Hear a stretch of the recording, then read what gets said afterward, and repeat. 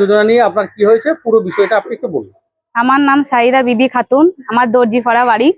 আমি কালকে ব্যাংকে, এলাহাবাদ ব্যাংকে আমি চেক করতে গেছিলাম অন্নপূর্ণা যোজনা। তা আমার অ্যাকাউন্টে নাকি বলছি 6,30,00,000 টাকা ঢুকেছে। তা আমাকে পাঠিয়ে দিল থানা, বলছি তুমি দিদি থানা যাও। আমি থানা গেলাম, থানাতে বলছে যে তুমি বিকেল 5টার সময় আসবে। বিকেল 5টার সময় আমি পার্টির লোক নিয়ে গেলাম, তো ওরা নাকি বলছে আমার অ্যাকাউন্টে এত অ্যামাউন্ট টাকা ঢুকেছে, তুমি কি নিজে তুলেছো? তাই বলছে। আমি বললাম না স্যার, আমি চোখেই তো দেখিনি কোনোদিন এই টাকাটা। তা আমরা গরিব মানুষ, সাধারণ মানুষ, আমরা খেটে খাই, তা কি করে আমি এই টাকাটা দেখবো? তা বলছে বেশ তুমি অমুক ব্যাংকে তুমি যাবে।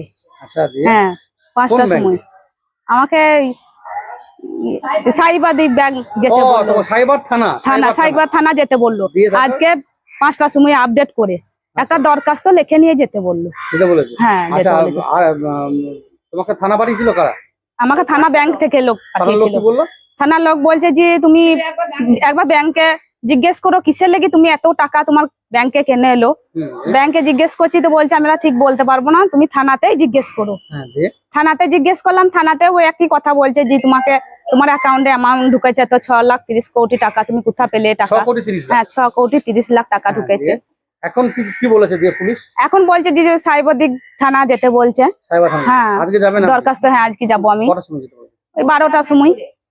হ্যাঁ, বই আপডেট করে নিয়ে যেতে বলেছে আমাকে। আচ্ছা, এই যে বিষয়টা হলো, আপনি এবং আপনার পরিবার কতটা চিন্তিত?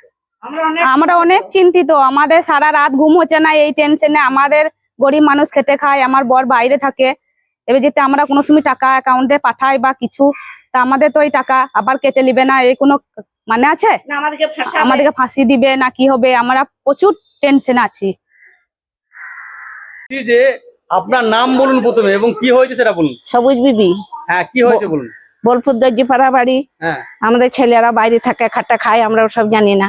আমার বউ গেল অন্নপূর্ণা চেক করতে, দিয়ে ম্যানেজার বাবু লিখে দিয়েছে যে তোমাকে থানায় দিতে হবে। আমার বৌমা বলছে আমি থানায় কেন যাবো, পাশের ছেলেকে সুদিনছে KYC করে তাকে। তা বলছে তোমার অ্যাকাউন্টে অনেক অনেক টাকা ঢুকেছে, টাকা আবার কেটেও নিয়েছে। দিয়ে ও না থানায় গেছে, থানায় গিয়ে বড় বাবুকে বলেছে, বড় বাবু বলেছে তুমি তুলোনি তো? তা বলেছে না স্যার, আমি চোখেই দেখিনি, তো আমি তুলবো কি করে, আমি ওসব জানি না। তা বলছে বেশ তাহলে তুই বিকাল 5টায় আয়। বিকাল 5টায় আমাদের পার্টির কটা ছেলে এলো ঘরে, বলে কি হয়েছে, বইটা দেখাইলাম। তো বলছে তাই তো, তাহলে তুমি একা যাবে না, আমাদেরকে সঙ্গে নিয়ে 5টায় যাবে। আমাদের পার্টির ছেলে গেছিল, রাজা ফাজা করে সব গেছিল। জি বললো, দিয়ে বললো আমাদের এই থানা তো লয়, এটা সাইবালি থানা লিখেছে, ওইখানে যেতে হবে। আমি বললাম স্যার আমাদের তো বোলপুর দর্জিপাড়া আমাদের এই বোলপুর থানা, তাহলে আমি ওই থানা কেন যাবো? তা বলছে ম্যানেজার তো লিখেছে ওই থানায়, তুমি ওই থানায় যাবে, একটা দরখাস্ত লিখে এইটা আপডেট করবে আগে বই, একটা দরখাস্ত লিখে ওই থানায় জমা দিয়ে আবার বোলপুর থানায় এসে জানাবে যে আমি দরখাস্ত জমা দিলাম। আমি সাথে গেছিলাম বৌমায়ের। আচ্ছা, গতকালকের পর থেকে এখনো পর্যন্ত মানে আপনাদের টেনশন হচ্ছে? হ্যাঁ, বিশাল টেনশন। আমরা গরিব মানুষ খেতে খাই, কেউ আমাদেরকে ফাঁসাইছে। আমাদের ছেলেদের উপরে, স্বামীর উপরে কোনো ঝড় ঝাপটা আসবে নাকি, এটা আমাদের চিন্তা হচ্ছে, ভয় হচ্ছে। খাওয়া দাওয়া করেছেন ঠিকঠাক? ঠিকঠাক। আবার কাল থেকে তো হয়তো একজন বৌমাই তো শরীর খারাপ হয়ে গেছে, আরে জান খারাপ, এখন ওষুধ এনে খাইলে উঠতে পারছিল না সকালে। তাহলে এগুলো আমাদের তদন্ত করা তো দরকার। এগুলো আমাদের গরিব মানুষ, আমাদের একটা অ্যাকাউন্টে টাকা ঢুকে না দিচ্ছে, আবার কেটেও নিচ্ছে, আমরা ভালো মন্দ কিছুই জানছি না। এবারে আমাদেরকে তো ছুটি বেড়াইতে হচ্ছে। ওই তো বলছে মেলায় অনেক অনেক টাকা ঢুকেছে, তার মানে 6,30,00,000। হ্যাঁ, কেটেও নিয়েছে। তাহলে এবার আমাদেরকে তো থানায় থানায় দড়ি বেড়াইতে হচ্ছে, তাহলে আমরা গরিব মানুষ খাইতে খাই, আমরা কেন দড়ি বেড়াবো? হ্যাঁ, হ্যাঁ, আমাদেরকে ভাড়া করি, টোটো ভাড়া করি, এ থানা ও থানা, এ থানা। আমরা গরিব মানুষ, আমরা সব কিছুই জানি না, আর আমরা কেন এগুলো দড়ি বেড়াবো? তাহলে সেগুলো তো তদন্ত করা দরকার।